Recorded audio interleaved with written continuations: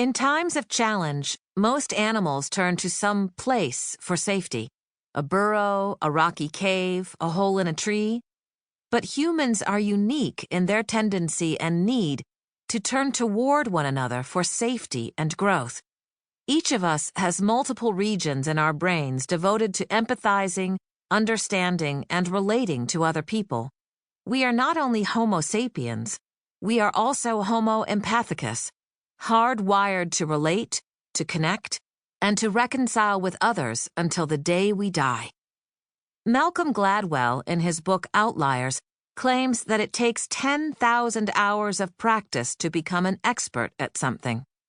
According to renowned neuropsychologist Matthew D. Lieberman, author of Social: Why Our Brains Are Wired to Connect, our brains naturally put those hours and more into becoming experts in the social world by the time we're 10. As Lieberman says, evolution has made a major bet on the value of our becoming social experts and in our being prepared at any moment to think and act socially. In theory, then, humans should all be relational experts. But most are not. Instead, members of our species continue to relate to one another in the same way over and over while expecting new results. This results in seemingly endless rejection, resentment, and retribution. What is the problem? Why is relating still so difficult? What are humans practicing during these 10,000 hours, and why aren't we experts yet?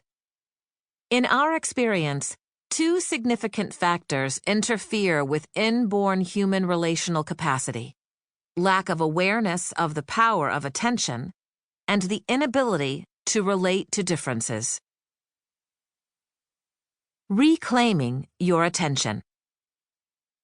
Our attention is the fuel that drives our lives. No matter what people say about what they value, what matters is where they put their attention. Arianna Huffington.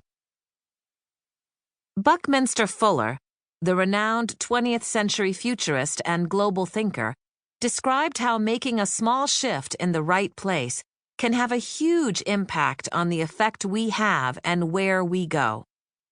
Think of the Queen Mary, he wrote. The whole ship goes by, and then comes the rudder. And there's a tiny thing at the edge of the rudder called a trim tab. It's a miniature rudder. Just moving the little trim tab builds a low pressure that pulls the rudder and the whole ship around. Takes almost no effort at all. Attention is the brain's trim tab. It determines what you notice in the world and how you notice it. If you don't claim and aim your attention, it will drag behind the ship of your mind, which will then be captured by the strongest current that flows around you. As children, one of the first things you were taught is the importance of paying attention. You weren't given much choice about where your attention should be directed. Adults take charge of the trim tab and say, "Pay attention. Look at me right now. Listen to me. You will be paying attention to geometry for the next 45 minutes. Once you grow up, authority figures are no longer in charge of where you direct your attention. But who is?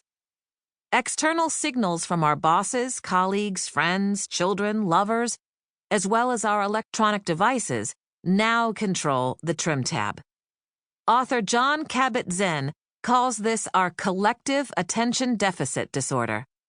There are 3 ways to take charge of your own trim tab that will facilitate connecting with others.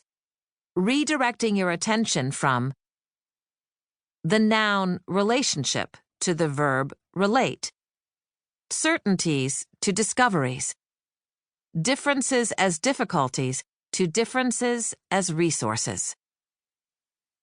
Relate, not relationship. Typically, people only stop to question how they are relating when they are in trouble, and even then, speak of it as a doomed and static thing, a noun. Our relationship is on the rocks. We just don't click anymore. Our relationship seems to have lost its fire.